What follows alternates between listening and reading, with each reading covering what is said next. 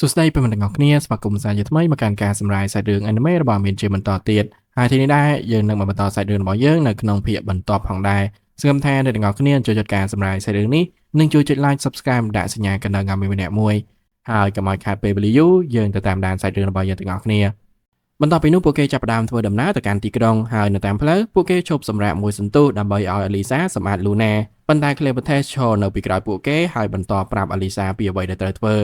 Alisa បានសម្អាត Luna រួចរាល់ប៉ុន្តែគាត់បានហៅនាងថាមនុស្សគ្មានប្រយោជន៍ព្រោះគាត់គិតថាសត្វល្អិតរបស់គាត់ធ្វើការបានល្អជាងនាងគាត់មើលជុំវិញជំរំដែលនាងស្នាក់នៅជាមួយហេរ៉ូផ្សេងទៀតប៉ុន្តែគាត់មិនឃើញមានអ្វីដែលមានប្រយោជន៍ទេដូច្នេះ Alisa ក៏បង្ហាញថាពួកគេបានទុករបស់របរគ្រប់យ៉ាងនៅក្នុងផ្ទះសំណាក់នៅជើងភ្នំគាត់ប្រាប់នាងឲ្យសម្អាតខ្លួនឯងព្រោះនាងក៏ខ្វក់ជាងសត្វចម្លែកទៅទៀតដូច្នេះនាងក៏សម្អាតខ្លួនឯងនៅក្នុងទឹកទន្លេនាងក៏សម្អាតសម្លៀកបំពាក់របស់ Luna ផងដែរប៉ុន្តែនាងឃើញសញ្ញារបស់ស្ដេចនៅលើវាដូច្នេះនាងក៏ដឹងថា Luna ជាខ្សែរាជវង្សនៅក្នុងរាជធានីទាហានម្នាក់ឈ្មោះ Fabio មើលជុំវិញទីក្រុងហើយគាត់ស្ទើរតែមិនជឿថាសត្វចម្លែកតែមួយក្បាលអាចបណ្ដាលឲ្យមានការបំផ្លិចបំផ្លាញច្រើនបែបនេះទេគាត់ឆ្ងល់ថាហេតុអ្វីបានជាស្ដេចធ្វើឲ្យរឿងព្រេងនេះក្លាយជាការពិតទោះបីជាវាមិនអាចទៅរួចហើយគាត់គិតថាការភ័យខ្លាចរបស់ម្ចាស់ស្ត្រីគឺជាការពិតខណៈដែលគាត់នឹកឃើញពីរឿងដែលនាងគ្រងនឹងរត់គេចជាមួយនឹងកូនប្រុសរបស់នាងនៅខាងក្រៅទីក្រុងមេបញ្ជាការនគរបូឡេតឈ្មោះថា Dorel បានឃើញការបំផ្លិចបំផ្លាញជាមួយនឹងទាហានរបស់គាត់ហើយគាត់ប្រាប់ពួកគេឲ្យបញ្ជូនអ្នកនាំសារម្នាក់រាយការណ៍ទៅអធិរាជខណៈដែលគាត់បានបញ្ជាក់ថារឿងព្រេងមិនពិតនោះទេគាត់ដឹងថាអំបូរផ្សេងទៀតក៏នឹងចាប់ផ្ដើមសកម្មភាពផងដែរប៉ុន្តែពួកគេត្រូវការយកបច្ចេកទេសចម្រាញ់លោហៈ Akanasai ឲ្យបានមុនអំបូរផ្សេងដូច្នេះក៏បានបញ្ជាឲ្យទាហានម្នាក់ឈ្មោះ Maynard ឲ្យស្វែងរកអ្នកនៅមានជីវិតពីគ្រួសាររាជវង្សហើយចាប់ខ្លួនពួកគេទាំងរស់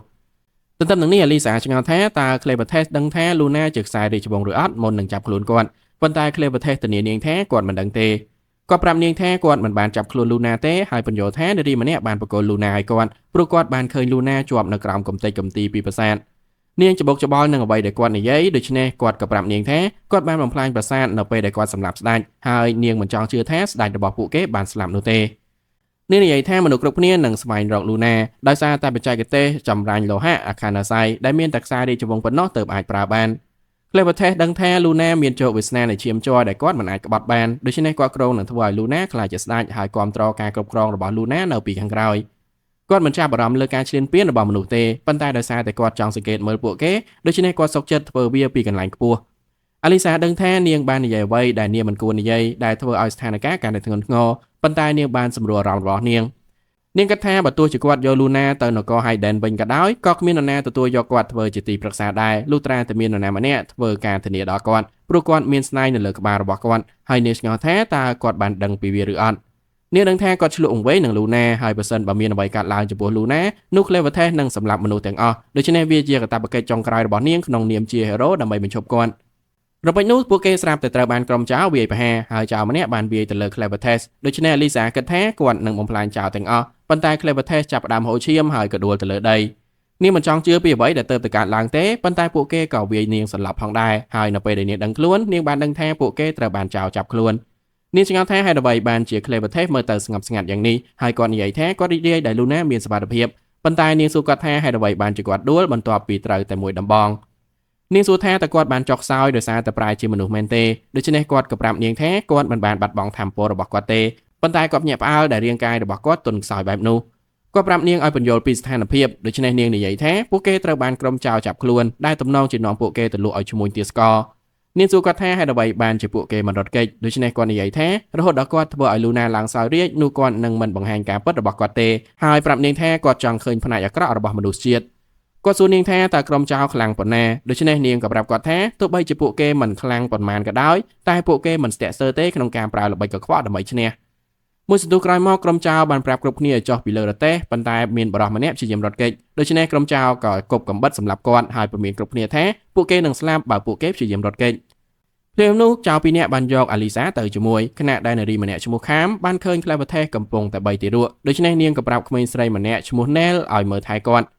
ខណៈនោះក្រុមចៅបាននាំ Alisa ទៅរកបរិសឈ្មោះ Procho ដែលគាត់ប្រាប់ពួកគេឲ្យហៅគាត់ថាចៅហ្វាយរបស់ពួកគេព្រោះបរិសដែលពួកគេធ្លាប់ធ្វើការឲ្យនោះលែងនៅទីនេះហើយប៉ុន្តែពួកគេមិនទទួលស្គាល់គាត់ជាចៅហ្វាយរបស់ពួកគេទេដូច្នេះគាត់ក៏ប្រើសត្វចម្លែករបស់គាត់ដើម្បីគំរាមពួកគេដោយបង្ហាញថាគាត់កំពុងតែរក្សាទុកវាជាសត្វចិញ្ចឹមរបស់គាត់ ប្រខោបានសួរអាលីសាអំពីរ៉ាយខាណាសៃដែលនាងបានយកមកពីភ្នំលូណាហើយគាត់ដឹងថាហេរ៉ូទាំង13នាក់បានទៅទីនោះដើម្បីកម្ចាត់ Cleopates ប៉ុន្តែពួកគេបានបរាជ័យព្រាហ្មណ៍នោះគាត់បានចាប់នាងហើយគាត់សម្គាល់ថានាងស្ងប់យ៉ាងគួរឲ្យសង្ស័យពេលស្ថិតនៅក្នុងស្ថានភាពបែបនេះដូច្នេះគាត់ឆ្ងល់ថាតើនាងជាហេរ៉ូម្នាក់មែនទេប៉ុន្តែនាងនៅស្ងៀមហើយគាត់ប្រាប់នាងថា Cleopates បានវាយប្រហាររាជធានីនិងបំផ្លាញប្រាសាទរបស់ស្ដេចប៉ុន្តែវាផ្ដល់អត្ថប្រយោជន៍ច្រើនចំពោះក្រុមចៅ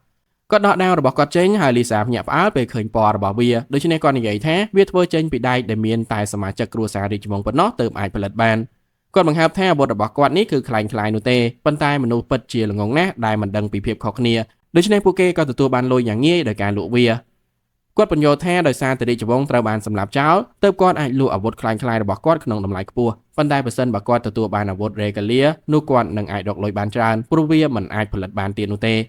គាត់និយាយថាមធ្យោបាយងាយស្រួលបំផុតក្នុងការទទួលបានអាវុធ Regalia គឺមកពី Hero ដែលបានស្លាប់ទាំងនោះប៉ុន្តែជាធម្មតាពួកគេត្រូវបានសត្វចម្លែកសម្លាប់នៅទីជ្រៅក្នុងទឹកដីរបស់សត្វចម្លែកដូច្នេះវាមិនអាចទៅរួចទេក្នុងការយកអាវុធ Regalia ទាំងនោះត្រឡប់មកវិញគាត់សួរនាងថាតើអាវុធ Regalia របស់ Hero ទាំងអស់នៅឯណាប៉ុន្តែនាងមិនព្រមនិយាយអ្វីឡើយដូច្នេះគាត់ក៏ប្រាប់ក្រុមចៅឲ្យប្រកាសថានាងនាំពួកគេទៅរកអាវុធ Regalia គាត់អនុញ្ញាតឲ្យពួកគេធ្វើឲ្យនាងហត់នឿយដើម្បីកុំឲ្យនាងមានថាមពលប្រឆាំងនឹងពួកគេហើយពួកគេសប្បាយចិត្តពីរឿងនេះហើយប្រាប់គាត់ថាគាត់មិនអាក្រក់ប្រមាណនោះទេយើងឃើញ Cleopates ធ្វើការនៅក្នុងបារមួយខណៈពេលដែល Nell កំពុងតែបំបៅ Luna នៅក្បែរគាត់ប៉ុន្តែអតិថិជនប្រាប់នាងឲ្យយកភេសជ្ជៈបន្ថែមទៀត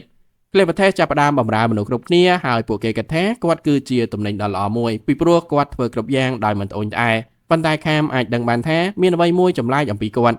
់បរិបពីអ្នកបានតាក់ជើងរបស់ Nell ដែលធ្វើឲ្យនាងកំពប់ស្រាដូច្នេះពួកគេក៏នាំនាងទៅខាងក្រៅហើយដាក់ទោសនាងដោយប្រាប់នាងកុំឲ្យទម្លាក់ស្រារបស់គេទៀតប៉ុន្តែនៅពេលដែលពួកគេព្យាយាមចាក់ចេញពួកគេស្រាប់តែចាប់ផ្ដើមមានអារម្មណ៍ចម្លែកហើយ Cleopates ក៏បានសម្លាប់ពួកគេចោល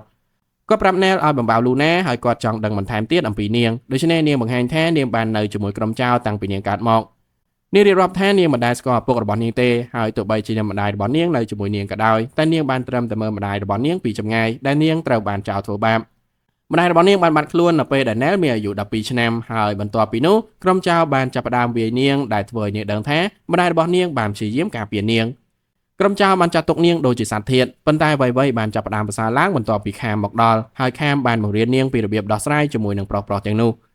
Cleopates ដឹងថាមានតែនារីដែលសម្រាលកូនរួចប៉ុណ្ណោះទើបអាចផលិតទឹកដោះបានដូច្នេះគាត់សួរ Nell ថាតើកូនរបស់នាងនៅឯណាប៉ុន្តែនាងប្រាប់គាត់ថាកូនរបស់នាងបានស្លាប់បន្ទាប់ពីវាកើតមកភ្លាមនាងមានអារម្មណ៍ថាពិភពលោកទាំងមូលងឹតសូន្យហើយនាងក៏ប្រាថ្នាចង់ស្លាប់ផងដែរដើម្បីឲ្យនាងបានឃើញកូនរបស់នាងនៅក្នុងជីវិតបន្ទាប់ប៉ុន្តែពេលនាងភ្ញាក់ឡើងនាងបានឃើញទារកកំពុងតែបៅដោះរបស់នាងហើយនាងក៏សម្រេចចិត្តរស់នៅដើម្បីជួយវាឲ្យមានជីវិតក្រោយមកកូនរបស់នាង2នាក់ទៀតក៏បានស្លាប់ផងដែរហើយនាងបញ្យល់ថាមូលហេតុដែលនាងនៅមានជីវិតគឺដោយសារតែនៅមានទារកដែលត្រូវការទឹកដោះរបស់នាងនៅឡើយ Cleopates អរគុណសម្រាប់ការចែករំលែករឿងរ៉ាវរបស់នាងហើយគាត់បានសុំឲ្យនាងក្លាយជាមេដោះរបស់ Luna ព្រោះទោះជាគាត់ស្អប់មនុស្សក៏ដោយតែគាត់រកមិនឃើញហេតុផលដើម្បីបដិសេធនាងទេប៉ុន្តែនាងបានបដិសេធសំណើរបស់គាត់ដោយប្រាប់គាត់ថាគាត់មិនអាចធ្វើអ្វីបានទេព្រោះគាត់ជាទាសករហើយនាងបញ្ជាក់ថានាងក៏ត្រូវតែស្នាក់នៅទីនេះផងដែរដើម្បីឲ្យនាងអាចមើលថែទារកដែលនឹងមកដល់នាពេលអនាគតទន្ទឹមនឹងនេះនៅពេលដែលចៅពីរនាក់នោះរុញអាលីសាឆ្លងកាត់ទន្លេមួយនាងដឹងថាពួកគេកំពុងស្ថិតនៅក្នុងកន្លែងមួយដែលមានឈ្មោះថា Elbisaf ដែលត្រូវបានរៀបរាប់នៅក្នុងរឿងព្រេងរបស់ហេរ៉ូម្នាក់ឈ្មោះ Khotនាងឃើញទាសករម្នាក់លោតចូលទៅក្នុងទឹកពីព្រោះគាត់ចង់ឲ្យក្រុមចៅរក្សាការសន្យារបស់ពួកគេចំពោះគាត់ប៉ុន្តែគាត់ត្រូវបានសត្វចម្លែក Avensis ហែកស៊ីភ្លាមអាលីសាគិតអំពីរបៀបដែលសត្វចម្លែក Avensis បានមកដល់ទីនេះជាមួយនឹងទឹកចំនួនកាលពី300ឆ្នាំមុនហើយ Khot មិនអាចកម្ចាត់ពួកវាបានទេទោះបីជាគាត់ជាហេរ៉ូខ្លាំងបំផុតនៅក្នុងចំនួនរបស់គាត់ក៏ដោយអាវុធរបស់គាត់ត្រូវបានគេដាក់ឈ្មោះថា Stream Splitter ព្រោះវាបានបំបែកទឹកជ្រោះនៅពីមុខស្ដេច Hayden ហើយនាងដឹងថាវាជារបស់ដែលក្រុមចៅចង់បានពួកគេសួរនាងថាតើអាវុធរបស់នាងមានឈ្មោះដែរឬអត់ប៉ុន្តែនាងមិនព្រមប្រាប់ពួកគេទេដូច្នេះពួកគេក៏រំលឹកនាងពីស្ថានភាពដែលនាងកំពុងតែជួបពួកគេប្រាប់នាងថាមិត្តរបស់ពួកគេមិនអាចទ្រាំធ្វើឲ្យនាងស្រែកបានទេហើយចៅម្នាក់លោតមកពីមុខនាងរួចប្រាប់នាងថាគាត់នឹងកាត់កៅអៅរបស់នាងចោលប៉ុន្តែនាងរំកិលស្មារបស់នាងដើម្បីរួចផុតពីខ្នោះហើយផ្ដាច់ត្រចៀករបស់គាត់ខណៈដែលប្រើកាំបិតរបស់គាត់កាត់ផ្ដាច់ស្ពានខណៈពេលដែលនាងធ្លាក់នាងប្រាថ្នាថា Cleopates បានប្រាប់ការពិតដល់នាងនៅពេលដែលគាត់ប្រាប់នាងថានាងមិនអាចស្លាប់បានទេហើយនាងក៏ធ្លាក់បុកនឹងដីខណៈដែលក្រុមចៅឆ្ងល់ថាតើនាងស្លាប់ឬនៅពួកគេមិនចង់ជឿនៅអ្វីដែលបានកាត់ឡើងទេហើយពួកគេក៏ចោះទៅពិនិត្យមើលនាងព្រោះប្រសិនបើប្រខោដឹងថានាងបានស្លាប់នោះពួកគេនឹងមិនដឹងថាតើគាត់នឹងធ្វើអ្វីចំពោះពួកគេនោះទេអាលីសាបើកភ្នែកឡើងហើយដឹងថានាងនៅមានជីវិតនៅឡើយប៉ុន្តែនាងមិនអាចកម្រើកបានដោយសារតែរាងកាយរបស់នាងត្រូវបានបំផ្លាញ តំណងតូចមួយរបស់ Clevertest បានបង្ហាញខ្លួនហើយនាងឆ្ងល់ថាហេតុអ្វីបានជាគាត់តូចបែបនេះដូច្នេះគាត់និយាយថាវាអាស្រ័យទៅលើបរិមាណស្នូលភ្នែកអង្កត់របស់គាត់ធានានាងថារាល់ផ្នែកនៃរាងកាយរបស់នាងដែលមិនត្រូវបានបំផ្លាញទាំងស្រុងនឹងត្រូវបានស្ដារឡើងវិញនៅពេលដែលគាត់ដាក់ស្នូលភ្នែកអង្កត់ក្នុងខ្លួនរបស់នាងហើយនាងឆ្ងល់ថាហេតុអ្វីបានជាគាត់មិនធ្វើវាដូច្នេះគាត់និយាយថាគាត់ត្រូវសួរសំណួរមួយទៅនាងជាមុនសិនគាត់ប្រាប់នាងថាគាត់បានរកឃើញមេដោសសម្រាប់ Luna រួចហើយពេលឃើញនាងត្រូវបានក្រុមចៅធ្វើបាបយ៉ាងអាក្រក់គាត់គិតថានាងនឹងទទួលយកសំណើរបស់គាត់ក្នុងការជួលនាងភ្លាមប៉ុន្តែគាត់មិនយល់ថាហេតុអ្វីបានជានាងបដិសេធគាត់នោះទេដូច្នេះ Alisa ប្រាប់គាត់ថាវាមកពីគាត់ជាទាសករនាងនិយាយថាក្រុមចៅមិនដែលដោះលែងនរណាម្នាក់ទេហើយ Nell ដឹងថាពួកគេនឹងតាមប្រមាញ់នាងបើសិនបើនាងរត់គេចដូច្នេះ Alisa ប្រាប់គាត់ឲ្យកំទេចក្រុមចៅចោលបើសិនបើគាត់ចង់ជួយសង្គ្រោះ Nell នាងដឹងថាគាត់អាចធ្វើវាបានយ៉ាងងាយស្រួលបើសិនបើគាត់ចង់ប៉ុន្តែគាត់បញ្យល់ថាគាត់មិនអាចបង្ហាញការពិតរបស់គាត់បានទេព្រោះគាត់មិនចង់ឲ្យនរណាម្នាក់ដឹងថាគាត់បានចាកចេញពីភ្នំ Luna គាត់ប្រាប់នាងឲ្យកម្ចាត់ក្រុមចៅដោយខ្លួនឯងហើយគាត់បានស្ដាររាងកាយរបស់នាងឡើងវិញដែលធ្វើឲ្យនាងស្រែកដោយការឈឺចាប់ហើយក្រុមចៅមានការភ្ញាក់ផ្អើលពេលឃើញពីអ្វីដែលកំពុងកើតឡើងពួកគេក្រុងនឹងចាប់ខ្លួននាងទាំងរស់ដើម្បីឲ្យនាងនាំពួកគេទៅកន្លែងអាវុធ Regalia ហើយម្នាក់ក្នុងចំណោមពួកគេព្យាយាមកាត់ដៃរបស់នាងប៉ុន្តែនាងមិនខ្វល់អ្វីទាំងអស់ហើយក៏ដាល់ចោលម្នាក់នោះទៀតចេញហើយសាច់រឿងរបស់យើងនៅក្នុងភាគនេះក៏បានមកដល់ទីបញ្ចប់អរគុណអ្នកទាំងអស់គ្នាសម្រាប់ការតាមដានទស្សនាតាំងពីដើមរហូតដល់ចប់សង្ឃឹមថាអ្នកទាំងអស់គ្នាចូលចិត្តការសម្រាយសាច់រឿងនេះនិងចូលចុច like subscribe ដាក់សញ្ញាកណ្ដឹងឲ្យមានម្នាក់មួយអរគុណអ្នកទាំងអស់គ្នាហើយមានជួបអ្នកទាំងអស់គ្នានៅវីដេអូក្រោយទៀតបាយបាយ